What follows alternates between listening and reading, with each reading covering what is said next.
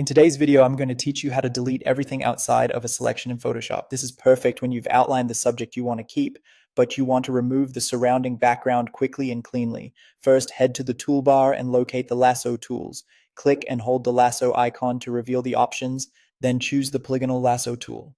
This version lets you click around your subject to create straight-edged points, which is great for simple shapes or anything with clear angular edges. I've already drawn a rough rectangle around the area I want to keep, but the same idea applies if you trace more closely around an object.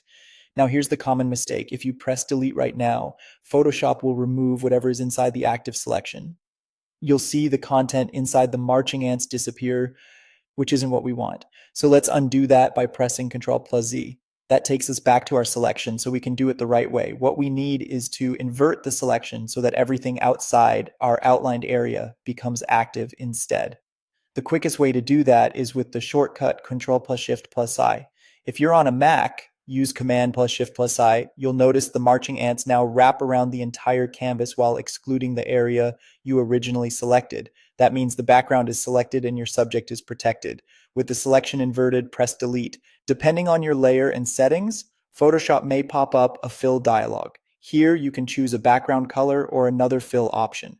For now, pick any background color you prefer and confirm. You'll see the area outside your selection disappear, leaving only the part you wanted to keep. If you're working on a standard layer, this will remove the background based on the fill you chose. If the layer supports transparency, you'll see the outside area cleared away accordingly.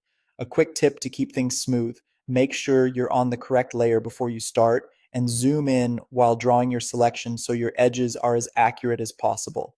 Clean selections make the result look more professional. And that's it, simple and effective. If you found this tutorial helpful, don't forget to like this video and subscribe to my channel for more Photoshop tips and tutorials.